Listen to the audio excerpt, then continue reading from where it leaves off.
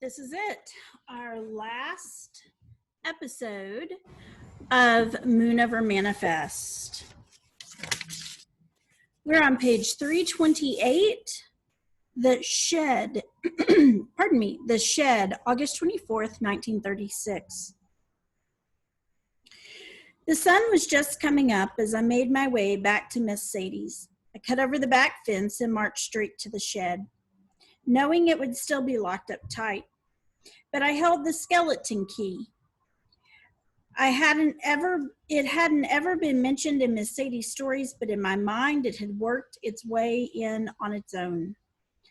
I'd wondered before what skeletons this key was hiding.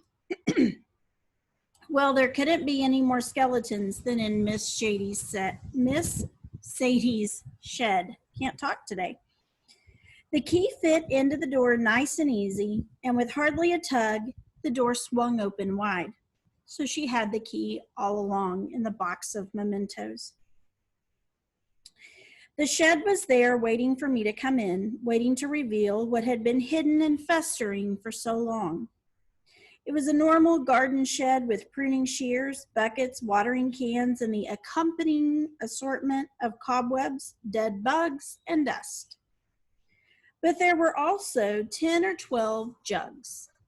This is where Jinx had stashed the extra elixir under lock and key, and he'd kept the key. Ugh, I'm telling you, I cannot read or see today. Let's try it without the glasses. Up high on a shelf, there was a box. I took it down and lifted the lid. I pulled out pictures, grade cards, newspaper clippings, childhood drawings, and school papers. All mementos of a boy named Ned. I took my time absorbing the things Miss Sadie couldn't bring herself to tell me. I walked into the house, and in the kitchen I fetched a bottle of rubbing alcohol and some cotton balls. Then I found a sharp knife and heated it on the cook stove. Miss Sadie was sitting on the front porch, rocking, waiting for me. "Are you ready?" I said. "I am ready." Kneeling beside her, I held the hot blade to her wound and pierced it, letting all the pain flow out. I don't recall if Miss Sadie told the rest of the story to me as I cleaned her wound, or if I told it to her through what I'd pieced together on my own. It doesn't matter. All I know is that her story flowed in and out of mine, and you might say I divined the rest. So Miss Sadie had all of Ned's mementos, grade cards, things like that, even though he was Hadley Gillen's adopted son. Strange thing for her to have. The Diviner. It is a story of a young Hungarian woman who comes from a family of diviners, and she has a son. In her young life, she has seen much of pain and suffering. She wants a better life for her son. She will go to America.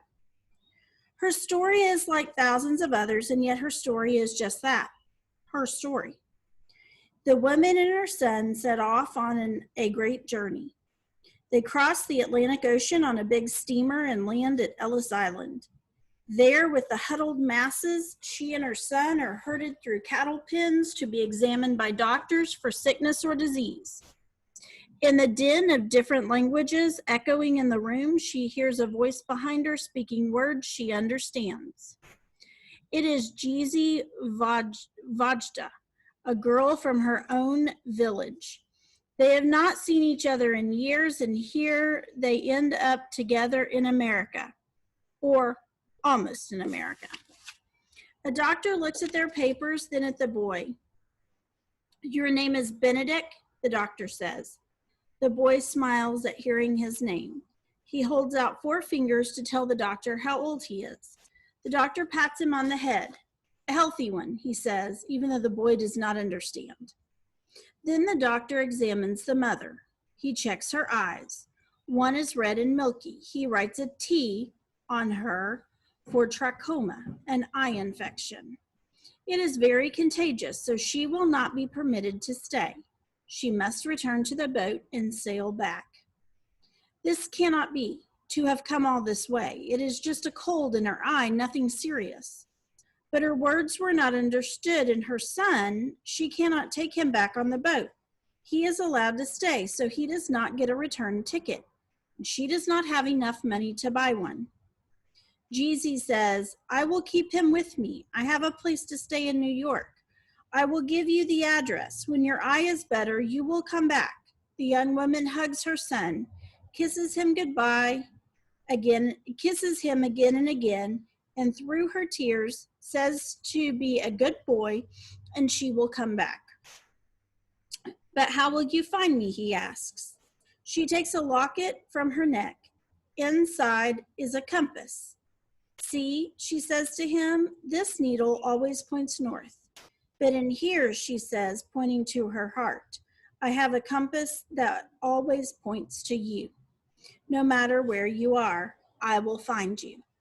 She puts the locket around his neck, and Jeezy holds his hand while they wave goodbye. The woman takes the long trip back to Europe. Her eye gets better, and she works very hard to make enough money to take the boat ride again. This time, she is allowed into America and goes to the place where Jeezy is a seamstress for a rich family. But the maid who answers the door shakes her head. Jeezy got very sick. She was in a hospital for 3 weeks and died. But little Benedict, the boy who was with her, the maid shrugs. She doesn't know where they took him. For a whole year, the young woman walks the streets of New York. She knocks on doors of churches, orphanages, hospitals. No one can help her. No one has seen her son. Until one day, she knocks on the door of the orphanage of the Good Shepherd. Yes, they had a boy there. His name was Benedict, but he was put on an orphan train and sent west. For many more months, the woman's search continues, and she goes farther west. As she goes farther west into America, she draws attention. People frown at her thick accent. They raise their eyebrows at her dark skin. She tells them she is from a family of diviners, the people who read the signs of land and water, but they do not understand. She is shunned and called a gypsy and a fortune teller. She asks about a boy, and they hold their children behind them. Then she finds a little town in southeast Kansas called Manifest, and she finds her son. But now little Benedict is 7 years old. He has been adopted by Hadley Gillen, who owns a hardware store. The man loves the boy, and the boy is happy. The child speaks their language as if he does not remember the one he had as a baby. If she reveals herself as his mother, she will bring shame on him. They will shun him the way she has been shunned. So what does she do? She does what a diviner does. She watches, she waits, she loves. As people come to her for their palms to be read or their fortunes told, she puts on a show. She dresses the part, but what she gives them instead is the truth she observes and knows about them. To the young wife who comes in her grief over not being able to have a child, Miss Sadie gives her herbs to calm her fears and open her womb. When the aging grandmother who grows forgetful and fears she's losing her mind comes to her, Miss Sadie the diviner comforts her. She pats her hand and tells her that the things she does remember, things from long ago, are as real as what happened yesterday. But mostly she watches, she waits, she loves. Only one woman in the town takes note, sees her pain, recognizes the look of a mother watching her son even from a distance. The nun, who is also a midwife. She promises to keep the woman's secret, but she provides her with grade cards, childhood drawings, school papers. She does her best to do what a midwife does. She helps the woman realize in some small way her motherhood. She helps the mother keep the promise she made in the peekaboo song she once sang to her son. Where is the little boy hiding? Where did little boy go? Mama is always watching you. Where you are, Mama will always know. But the woman, the mother, she watches, she waits, she loves, and she bears the weight of that love. She bears the loss of her son to war. She bears the story of Manifest. When everyone else is crushed by it, by the loss, the pain, when no one else can bear to remember, she is the keeper of the story. Until someone who needs to hear it comes along. When it will be time to make it known, to manifest. That's what a diviner does. If you remember the first day we started this book, it said manifest, to reveal, to make known. Beginnings, middles, and ends. August 30th, 1936, page 334. Over the following days, Letty, Ruth Ann, and I took long walks. They listened as I told them the whole story, about Jinx and Ned, about Miss Sadie and Gideon, and me. We talked about other things too, about how the town seemed to have come back to life. All the Remember When stories in the paper had folks talking about the way Manifest used to be, and all the fine memories they had, and how people used to take care of each other. There were tears too, but they seemed to be healing tears. We talked about how Ivan DeVore, postmaster, had finally worked up the nerve to ask Velma T to the upcoming second annual homecoming celebration, being held 18 years after the first one. She said she knew he'd been sending her those anonymous notes all those years, but it wasn't a woman's place to do the asking. And the women were piecing together another quilt, only this time instead of a victory quilt, it was a friendship quilt. And they asked Miss Sadie to make the center square. After all, it wasn't her fault that a young boy's first and only welding job had been to make her a gate with her family name, Redazon, at the top. Those letters that, when poorly welded and a little warped, looked more like perdition. Mrs. Dawkins at the drugstore gave Letty, Ruth Ann, and me $1 apiece for our idea of offering free ice-cold water to folks traveling by on the highway. Once we put up the sign that read, "Come to Manifest for free ice-cold water. It won't cure your ills, but it will quench your thirst." The cars started rolling in.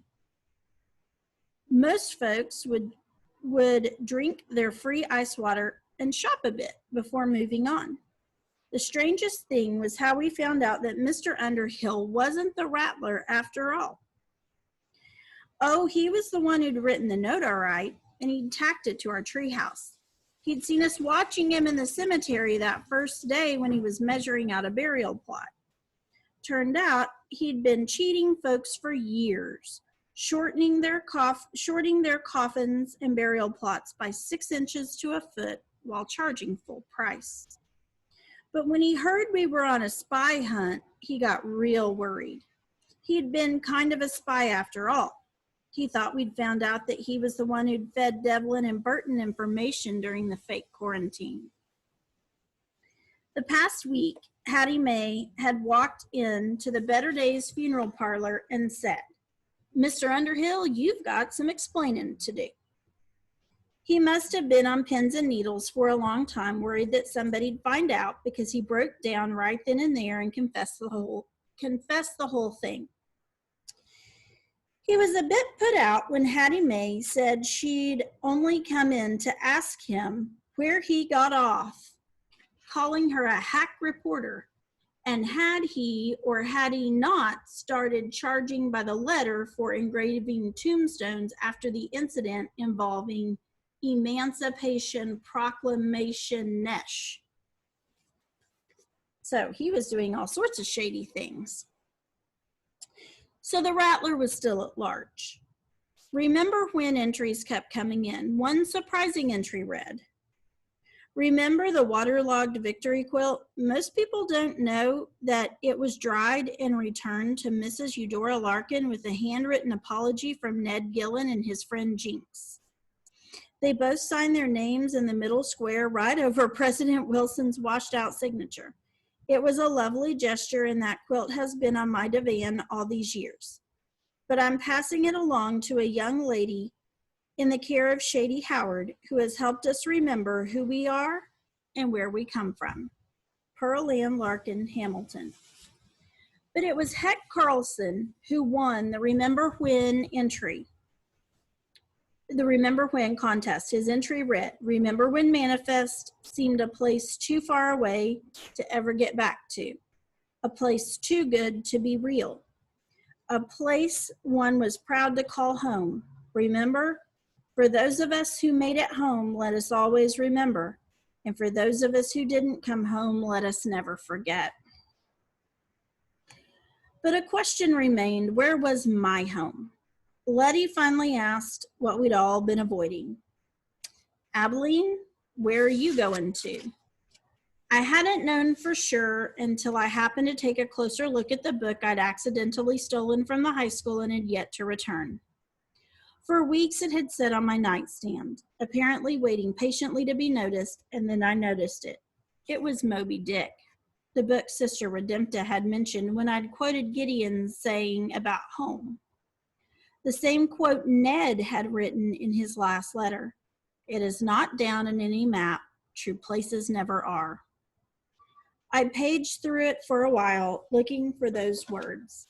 I haven't found them yet, as I've got about 600 pages still to go, but I did find something else. The checkout card taped in the front of the book. There were names that went way back. There was one date stamp, September 12th, 1917. Beside it, in a familiar hand, was the name Ned Gillen, and he must have read the whole thing as he checked it out 2 more times after that. But it was the next name that made my eyes well up. March 6, 1918, Gideon Tucker.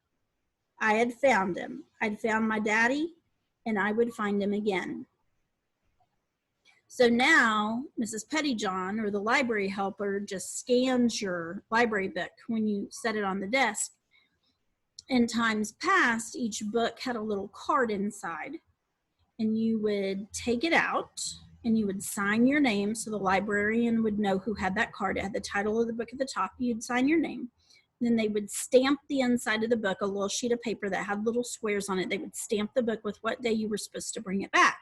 And if that book wasn't brought back, then they would go through their stack of cards that they had and find the title of the book and see whose name was there so they would know where to go find it. Today's system is much more thorough, but the old system worked. And it was kind of cool to get to see who all had checked out a book before you. The morning of August 30th came. It was overcast as the 922 chugged into the depot. Letty and Ruth Ann, one on each side of me, walked me to the train station.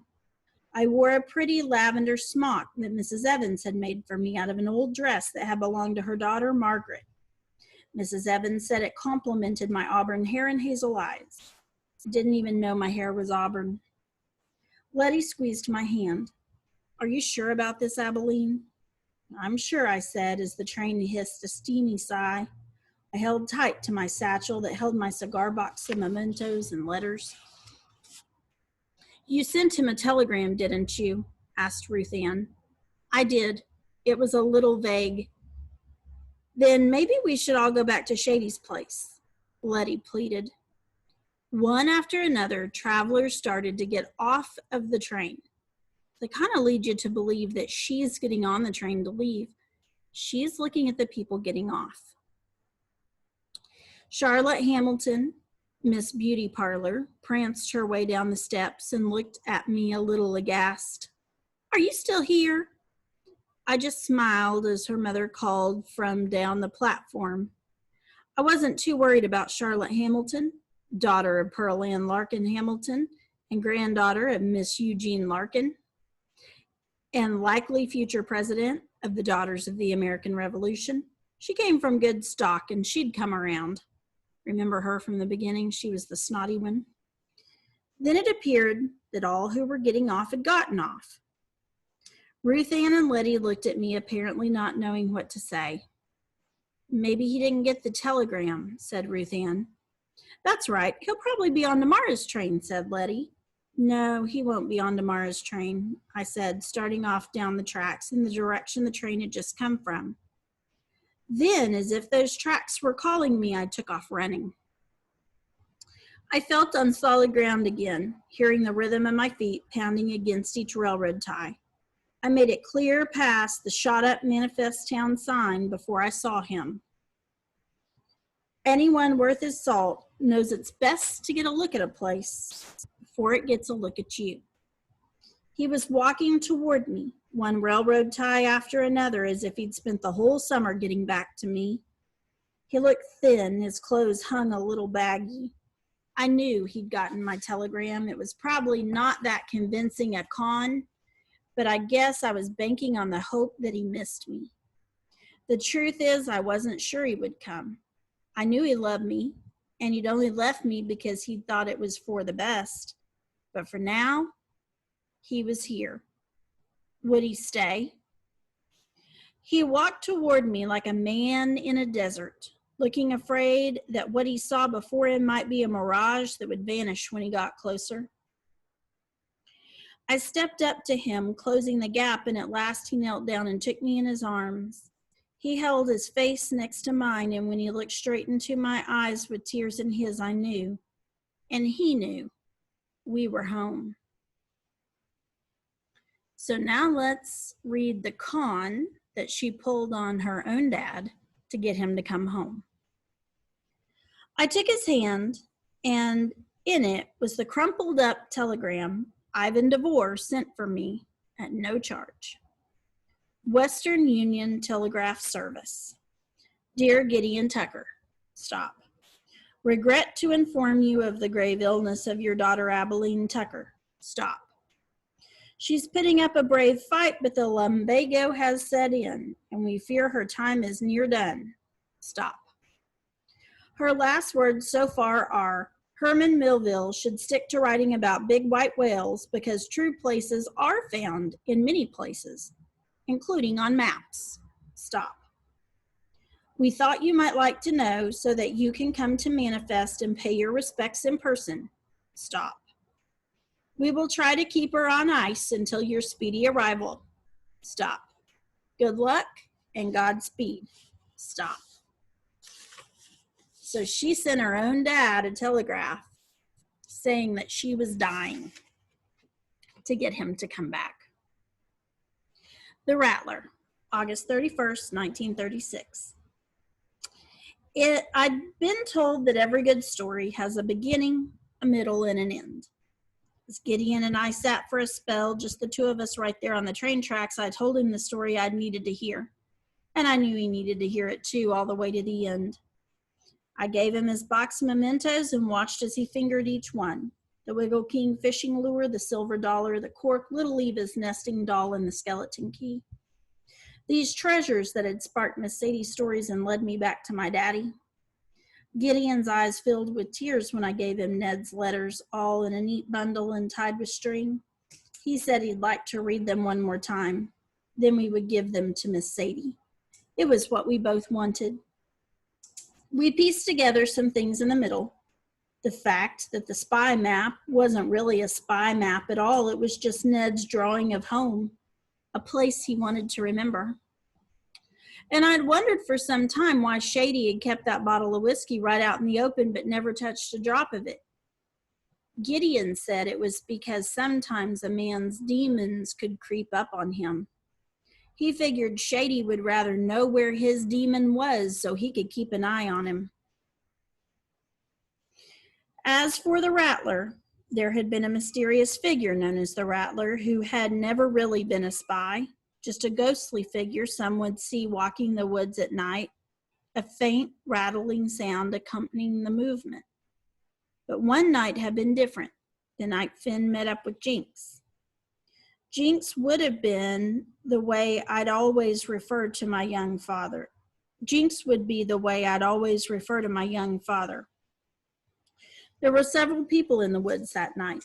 Jinx and Finn were having their argument. Uncle Louver was out setting his raccoon traps.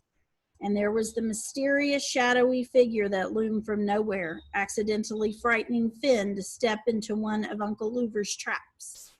The fall landed his head on a rock so hard it killed him dead. Gideon himself couldn't shed any light on this mystery, but I could think of one person who would have been walking in the woods after being called to the Cybulski's house to help deliver a baby, and who might look a little ghostly at night dressed in her flowing black gown, and who rattles when she walks. Oh, I was sure Miss Sadie had done her part in tending Jinx's wound, but a diviner's jewelry jangles, a nun's rosary beads rattle. It's a universal. With that, I knew I had my story I would turn in on the first day of school. And I formed the first line in my head as Gideon and I walked into town past the sign with big blue letters, Manifest, a town with a past.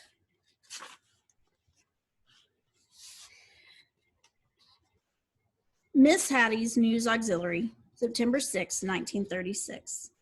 Like my Aunt Mavis used to say, a whistling girl and a cackling hen had better know when to call it quits. Well, it's time for this girl to hang up her reporter's hat. Yes, this will be the final installment of Hattie Mae's News Auxiliary. And for 4 years of readership, I am grateful. Oh, sorry, not 4 years. And for your years of readership, I am grateful. But I am pleased as punch to announce that I will be passing the torch to an up-and-coming writer who, according to Sister Redempta, has an eye for the interesting and a nose for news. This young writer assures me that she will be truthful and certifiable in giving the honest-to-goodness scoop each and every week. So, for all the who's, what's, whys, whens, and wheres, look at the backside of Hogs and Cattle every Sunday to your new auxiliary writer, Abilene Tucker, reporter about town. That's it. The next few pages are some author's notes about Manifest, Kansas, the orphan trains, which were actually a thing. The Bone Dry Bill of 1917 that made Kansas a dry state, meaning no alcohol, the Spanish flu, the free ice water that Mrs. Dawkins gave out came from the story of the couple who started the famous Wall drugstore in Wall, South Dakota. They advertised free ice water during the Depression to get people to come in and stop at their store, hoping that they'd stop for the free ice water and buy something else. So there's all sorts of stuff here. And then there are resources for further reading if you want to read about any of the events in the book. At the very back, there is a chapter from this author's new book called Navigating Early, which I'm reading, and I think we might read as a class in my 6th grade next year.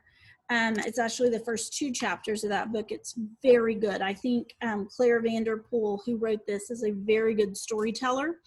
And she's really good at letting the story unfold and letting you kind of draw your own conclusions, but you're not sure if you're right or not. So if you enjoyed this story, you might want to check out Navigating Early. I'm really liking it. So this was our last reading. You will have some questions to answer. Then for the rest of this week, your assignments are to take the AR test for this book. So you'll need to turn in your writing about your favorite 6th grade memory. That's due Monday the 11th. Then you need to answer the questions for this reading passage that I just did. That's due by the 15th. You also need to take the AR test for this book by the 15th. And then finally, you need to finish your AR book for the 4th quarter, which you should have already been reading, and take that AR test by the 15th. AR cuts off at 3 o'clock on the 15th. So that's your week in a nutshell. I'm not going to assign anything else. I know you guys have a lot of stuff going on right now with the end of the quarter. So that's it for me. Hope you enjoyed this book. I really hate that we didn't get to spend the fourth quarter together in person, but I hope this worked too.